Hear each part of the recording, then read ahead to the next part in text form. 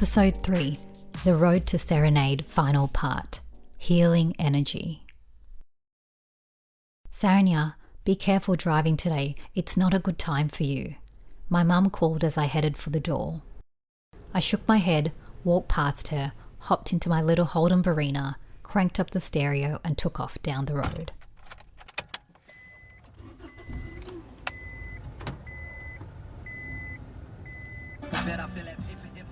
Astrology had always lingered in the background growing up. My parents somewhat superstitious, and my mum had a particular interest in it herself. She would occasionally give me advice about different stages in my life, but I rarely paid much attention. Born on the cusp, the 23rd of August, I had long believed I was a Leo. I felt aligned with the traits of the fierce Leo personality and never thought to question it. As a teen, I'd occasionally check my daily horoscope online, but it was all just a bit of fun.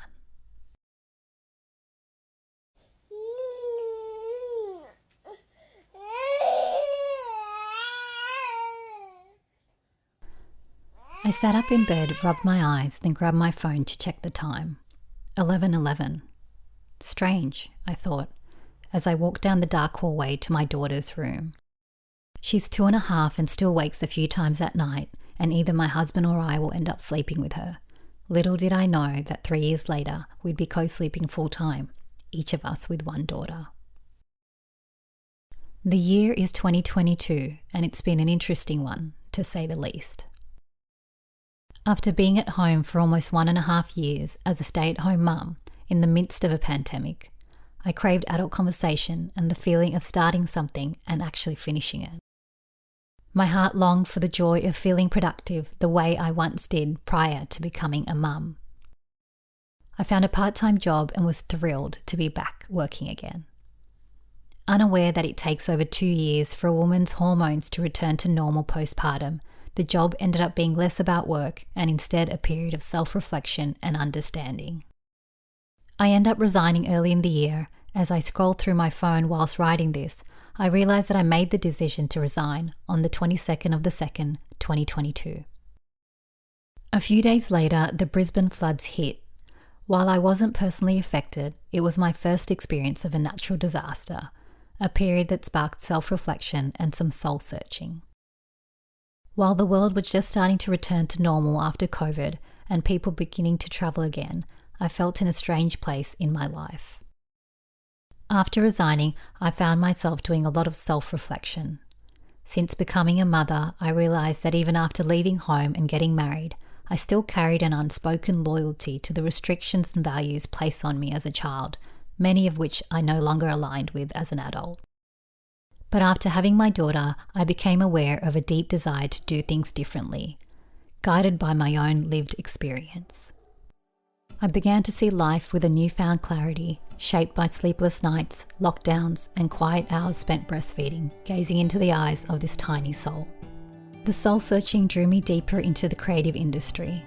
I found myself wanting to live out my childhood dreams of working in the performing arts and creative spaces, acting, singing, and modelling. I began singing again, seeking a sense of ease in my heart, and started posting fashion content online. It was all very much out of my comfort zone. Until now, social media had been light-hearted, travel, food, family, but deep down, I knew there was more wanting to be expressed. That's the interesting thing about postpartum that I personally came to realise. Much has been said about postpartum depression and anxiety, both of which I experienced. However, it was also the most creative I had ever felt. In the first 2 years after giving birth, I would often wake up in the middle of the night and jot down notes on my phone of ideas that had come to me.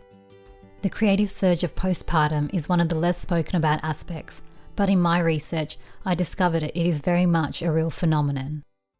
The more I start listening to my intuition, paying attention to my dreams and following my heart and creative urges, the more I begin to notice it.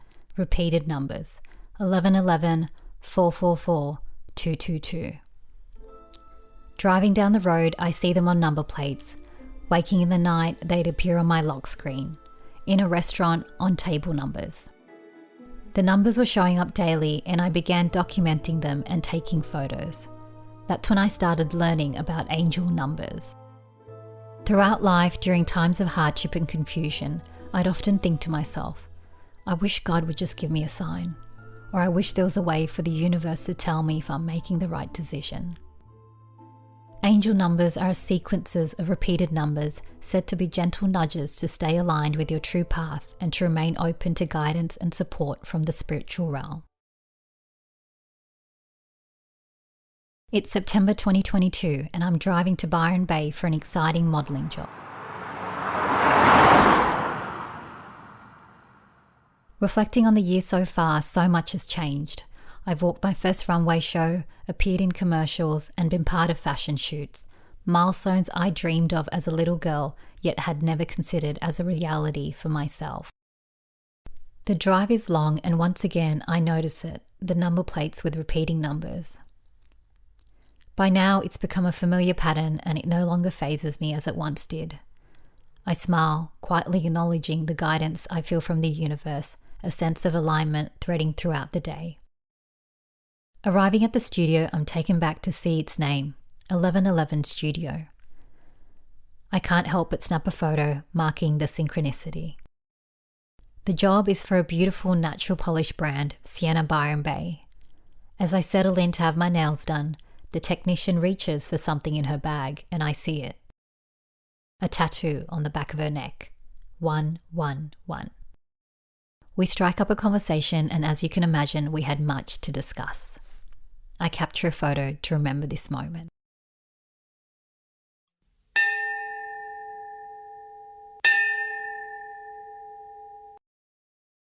I grew up in a family that went to the temple every Friday, sometimes several times a week. We also regularly visited the church in Malgoa and the Buddhist temple in Wollongong. On holidays overseas, my parents would hire a van and travel around the country visiting various temples. As a child, I'd much rather be doing something else, but I still enjoy the travel and seeing new spiritual spaces.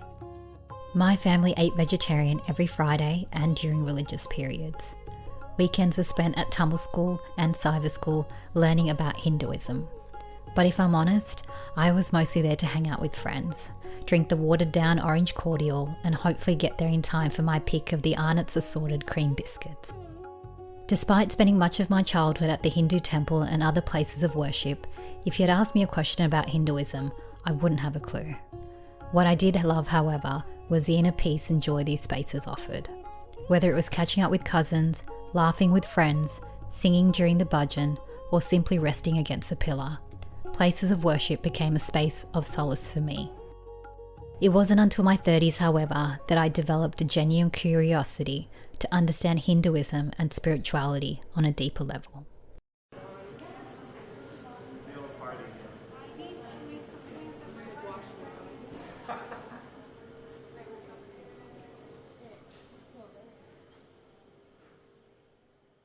It's October 2022 and I'm sitting in a medical waiting room with Sachi. Since experiencing depression in my 20s, I had had episodes of severe reflux and insomnia, coming and going over time. During my first pregnancy, the reflux increased but subsided afterwards. However, after my first daughter was born in 2020, I began experiencing sharp chest pains at random moments, often waking in the night. By mid-2022, I was having difficulty swallowing. Food would get stuck in my esophagus and only move through after drinking water.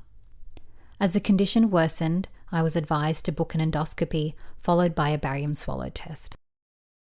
When I'm called in by the gastroenterologist, I pick up Sachi and head into the room, taking a seat. Okay, look, it's nothing serious like cancer or anything, he begins. I look at him in shock.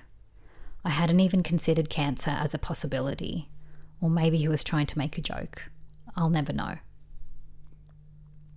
He continues, you've got something called achalasia. Reeling from the first statement, I'm now even more confused. Achalasia. Achalasia, a rare disorder where the esophagus struggles to function properly, making it difficult for food and liquid to pass into the stomach. I ask what caused it. He says he doesn't know. It can be triggered by a number of factors and doesn't elaborate. I ask if it can be fixed, and he says it's a lifelong condition. He talks me through treatment options, but my mind is a blur. I mentioned that I may be pregnant, and he says there's nothing that can be done during pregnancy, so to wait if that is the case. I drive home in shock, still trying to process the news. How does this even happen, I wonder?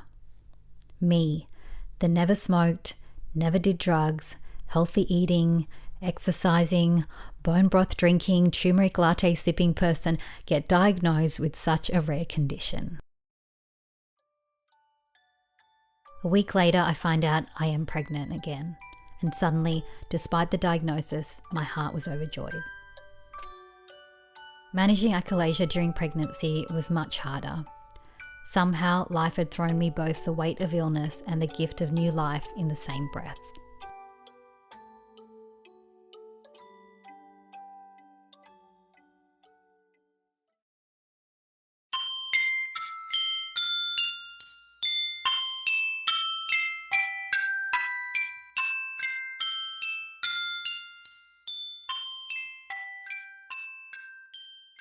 The year is 2025 and I'm now a mum of 2 little girls. After a long day with the kids, I find myself doom scrolling when an infographic on Chinese palmistry catches my eye. Ever the inquisitive soul, I start learning about the different lines and reflecting on my own life.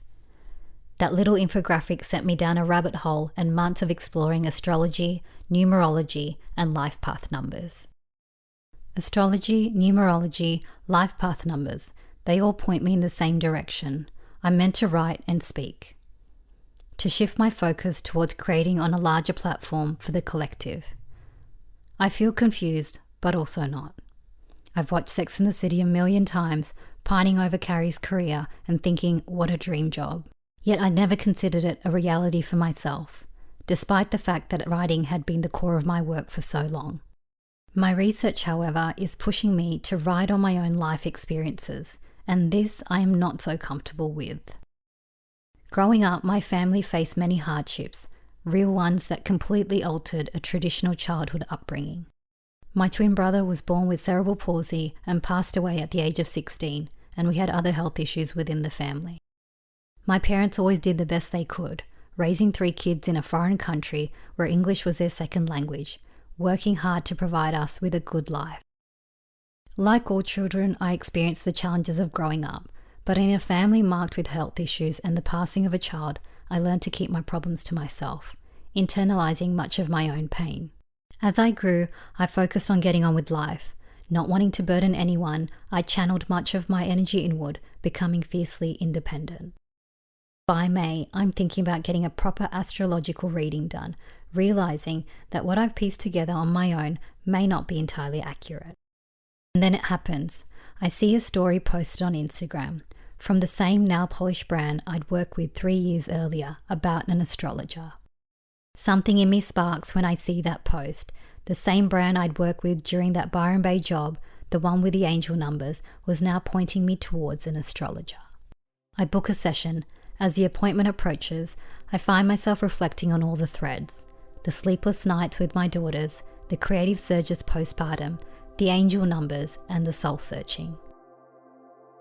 Going into that reading, I don't yet realize it will become the beginning of Serenaid, a place where all my writing, my voice, and my story will finally find a home.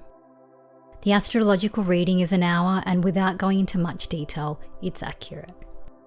She describes my personality to me in a way only myself or someone that knows me on a soul level could. I'm born on a cusp, but I am in fact a Virgo. Not only am I a Virgo, but I have 3 signs in Virgo, so in the simplest way, the energy in this area is intense. Virgo is all about improving, refining, and wanting to do things better, but the shadow is chasing perfection, and as a result, often stunting one's growth, because as we know, perfection is not real. With an MC in Sagittarius and Moon in Taurus in the 3rd house, she tells me that I should write and speak from the heart, confirming what I already had researched. She tells me it must be from my own life and my own lived experience, and that this is where the beauty lies. Again, I feel sadness in the discomfort of sharing about my life and childhood for fear of potentially upsetting those closest to me. She touches on things from my childhood too deep that no one could have known, and I come away from the reading feeling enlightened, but also wanting to know so much more. I continue on with my research and learning on spirituality. That's when I come across the concept of chakras, an ancient system studied for centuries as a way of understanding the flow of energy in the body. Each chakra is said to correspond to certain aspects of life, physical, emotional, and even creative. One in particular stands out to me, the throat chakra. It's traditionally associated with voice, expression, and communication, but also with the throat and esophagus.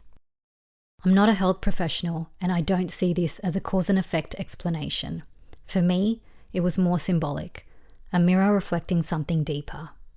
I had spent years holding back words, shelving ideas, quietening parts of myself. And now I was living with a condition in the very area tied to expression. As I've said before, this is not a self-help podcast, but I'm here to share some of my resources and learnings in my process of self-discovery.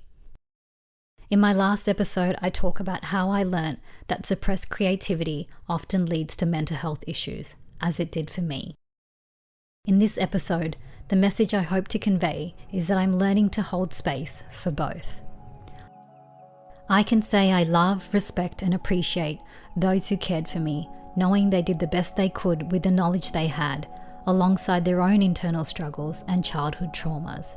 And in the same breath say, I understand I must honour my own needs too, as I don't wish for future generations to continue in a cycle of pain.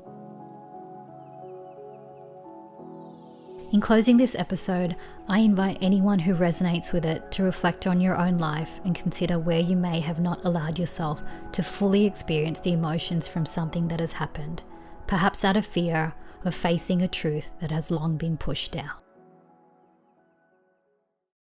And with that, I leave you with this week's Serenaid, Angel Numbers, from Chris Brown's 11th album, 1111.